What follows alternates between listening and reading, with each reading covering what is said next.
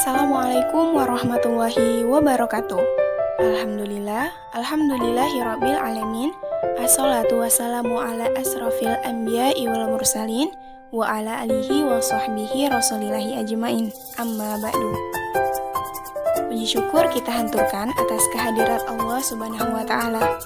Salawat serta salam tak lupa pula kita sampaikan kepada junjungan kita Nabi besar Muhammad sallallahu alaihi wasallam dengan melafazkan Allahumma sholli ala sayyidina Muhammad wa ala ali sayyidina Muhammad.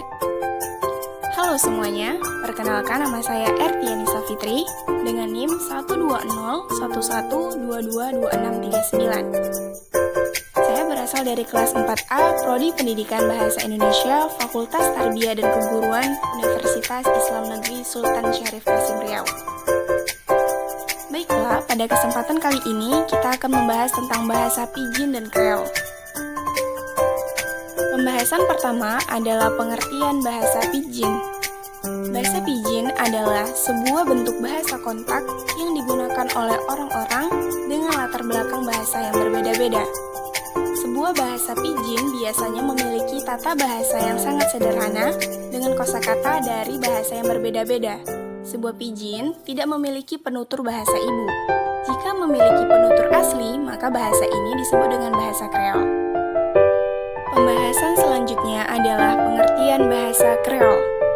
Bahasa Creole adalah keturunan dari bahasa Pidgin yang menjadi bahasa ibu bagi sekelompok orang yang berasal dari latar belakang berbeda-beda. Kajian umum menunjukkan bahwa bahasa-bahasa Creole yang ada di dunia menunjukkan adanya kesamaan, khususnya dari segi tata bahasa yang mengarah pada teori tata bahasa universal. Bahasa Creole ini juga dipengaruhi oleh kosakata-kosakata yang dibawa oleh para penuturnya. Bahasa Creole berkembang karena sebab berikut. Berkumpulnya berbagai orang dari latar belakang yang berbeda-beda. Maksudnya, di suatu daerah terjadi kontak antara penduduk asli dengan pendatang yang satu sama lain berbeda bahasa. Dari sini kemudian digunakan sarana komunikasi yang terdiri dari bahasa dominan, namun terpengaruh oleh kosakata-kosakata bawaan dari orang-orang tersebut. Pada mulanya, bahasa inilah yang disebut dengan bahasa Pidgin, dengan kosakata yang sangat sederhana.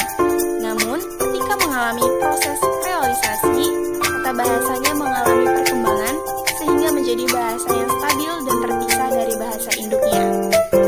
Sebagian besar bahasa Creole ini berakar dari bahasa-bahasa Indo-Eropa sebagai bahasa dasarnya. Pembahasan selanjutnya adalah situasi kebahasaan darurat. Contoh bahasa Pidgin, dahulu ketika penjajah datang ke daerah terjajah, masyarakat setempat menggunakan kosakata-kosakata yang diserap dari bahasa penjajah. Jika yang menjajah adalah bangsa kulit putih, maka bahasa yang digunakan adalah bahasa kulit putih. Dan ini kasusnya banyak terjadi pada bahasa Inggris. Jadi, bahasa yang digunakan itu pada dasarnya menyerap bahasa Inggris. Tetapi, yang digunakan ini adalah bahasa Pidgin. Maka yang diserap itu hanyalah kosakatanya saja. Dan kosakata ini diserap berdasarkan bahasa ibu orang yang menggunakan. Contohnya seperti kata hard yang berarti keras atau sulit dalam bahasa Inggris. Kemudian kata hard ini diserap oleh bahasa orang-orang begini. Mereka tidak mengenal huruf D di akhir kalimat dan tidak pula mengenal huruf konsonan rangkap seperti RD. Jadi hard itu dibaca dengan hard. Inilah yang disebut dengan penyederhanaan. Dan terjadinya penyederhanaan itu disesuaikan dengan penuturnya. Jadi, penutur ini akan menyerap bahasa dari orang yang ingin mereka pahami bahasanya, tetapi mereka bawa ke dalam bahasa ibu mereka. Dan bahasa Pidgin ini biasanya digunakan oleh orang-orang yang memiliki kebutuhan. Misalnya, mereka bekerja di Australia. Mereka hanya menggunakan sesama mereka saja untuk memahami arahan pekerjaan, kemudian untuk memahami aturan dan bertransaksi jual beli. Dan ini merupakan bahasa dengan tingkat sosial paling rendah. Karena itu, terjadi pada kalangan para pekerja yang berusaha memahami bahasa yang superior di daerah itu. Inilah yang dimaksud dengan situasi kebahasaan karena bahasa selanjutnya adalah sistem bahasa yang disederhanakan. Penutur dan mitra tutur harus bisa saling berkomunikasi. Bagaimana caranya? Nah, mereka akan melakukan penyerapan bahasa dengan mengalami penyederhanaan, ibaratnya sedikit memaksa. Mereka memaksakan menggunakan bahasa Inggris, tetapi fonologinya, seperti bunyi-bunyi bahasanya, kemudian strukturnya, itu semua dibawa ke dalam bahasa Indonesia. Sehingga bahasa Pidgin ini tidak memiliki kaidah kebahasaan. Jadi mereka hanya memaksakan menggunakan kosakata tertentu untuk berkomunikasi. Misalnya, kita ingin mengatakan pasar malam, tetapi kita tidak bisa berbahasa Inggris. Kita hanya tahu kosakatanya saja. Jadi kita mengatakan bahwa pasar malam itu night market. Ini adalah contoh bahasa yang dipaksakan. Jadi, penutur hanya mengetahui kosakatanya saja. Night itu berarti malam, dan market itu berarti pasar. Jadi, mereka tidak menggunakan kosakata asli dari bahasa Inggris dengan aturan bahasanya. Mereka menggunakan bahasa itu ke dalam bahasa mereka sendiri. Night market artinya pasar malam. Nah, ini yang dinamakan dipaksakan. Itulah maksudnya situasi kebahasaan darurat dan sistem bahasanya disederhanakan. Tidak harus bunyi-bunyinya itu sesuai dengan bahasa aslinya, atau tidak ada kaidah-kaidah kebahasaan. Pembahasan selanjutnya adalah apakah bahasa Pidgin dan Kreol ada di Indonesia? Jawabannya ada. Bahasa Pidgin dan Kreol ini seperti yang sudah dijelaskan tadi karena adanya situasi kebahasaan darurat. Misalnya, dahulu Indonesia merupakan daerah-daerah kerajaan yang didatangi oleh para pedagang. Lalu di sanalah muncul bahasa Pidgin. Tetapi bahasa Pidginnya apa dan seperti apa, itu tidak didokumentasikan. Jika ada penelitian misalnya, bahasa Indonesia itu dulunya adalah bahasa Pidgin, tetapi sudah memiliki struktur, memiliki kaidah kebahasaan, dan menjadi bahasa Kreol.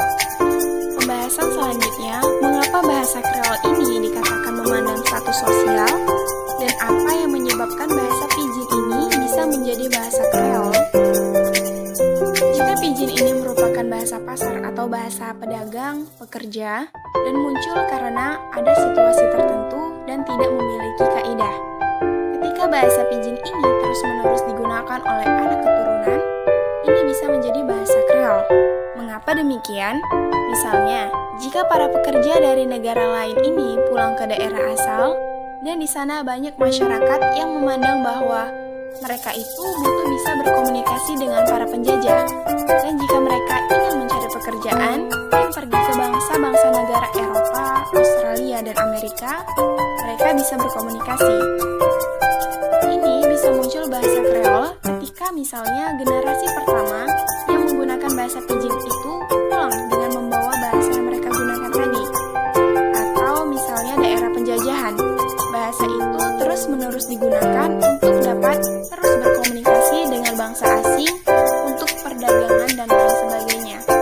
Melihat hal ini, meskipun bahasa ini awalnya itu bahasa dengan tataran rendah karena memandang bahasa ini adalah bahasa yang mudah digunakan untuk berkomunikasi atau orang yang situasi bahasanya berbeda,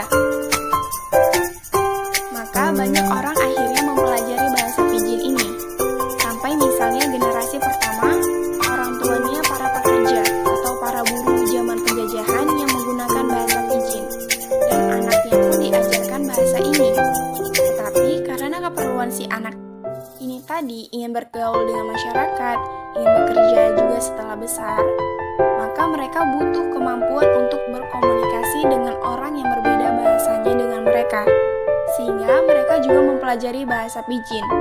Dan bahasa ini seterusnya dipelajari sampai keturunan berikutnya. Akhirnya bahasa Pidgin ini menjadi bahasa ibu ketika terus-menerus dipergunakan, dan inilah yang membuat bahasa Pidgin menjadi bahasa Kreol, bahasa pertama seorang anak. Kemudian, mengapa akhirnya banyak masyarakat yang menggunakan bahasa Pidgin sehingga menjadi bahasa Kreol? Karena status bahasa Pidgin tadi.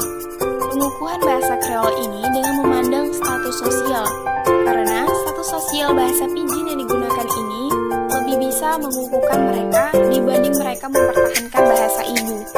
Dengan mempertahankan mereka tidak bisa bekerja, tidak bisa berkomunikasi dengan para penguasa, tidak bisa melakukan transaksi jual beli di dalam perdagangan, maka dari itu status sosial bahasa Pidgin ini menjadi naik dibandingkan status sosial bahasa ibu mereka sebelumnya.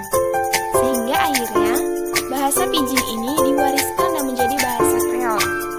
Setelah menjadi bahasa Kreol, bahasa ini memiliki pola dan mereka akan mempelajari pola bahasa tersebut. Dari sinilah bahasa tersebut memiliki pola, kemudian memiliki warna sendiri, dan menjadi bahasa sendiri hingga akhirnya menjadi bahasa suatu negara. Seperti bahasa Tok Pisin, dan bahasa Tok Pisin itu digunakan sebagai bahasa lingua franca. Papua Nugini ini banyak sekali, berbeda kecamatan bisa berbeda bahasa, sehingga jika kedua masyarakat bertemu, sudah tidak bisa berkomunikasi lagi.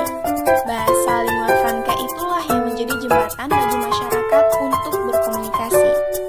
Bahasa Pidgin ini bisa menjadi bahasa Kreol jika masyarakat memandang membutuhkan bahasa itu untuk status sosial. Status sosial yang lebih tinggi daripada status sosial bahasa ibu. Pembahasan selanjutnya, dampak bahasa Pidgin menjadi Kreol. Dampak negatifnya, bahasa ibu mereka hilang, sehingga bahasa mereka itu tidak bisa lagi dipertahankan hingga akhirnya musnah. Kemudian dampak positifnya, untuk kebutuhan sosial mereka sendiri, mereka mampu melakukan hubungan sosial dengan para penguasa, mampu bekerja, dan juga bisa melakukan hubungan perdagangan. Setelah sekian pembahasan materi dari saya tentang Pidgin dan Kreol, saya akhiri. Wassalamualaikum warahmatullahi wabarakatuh. Terima kasih.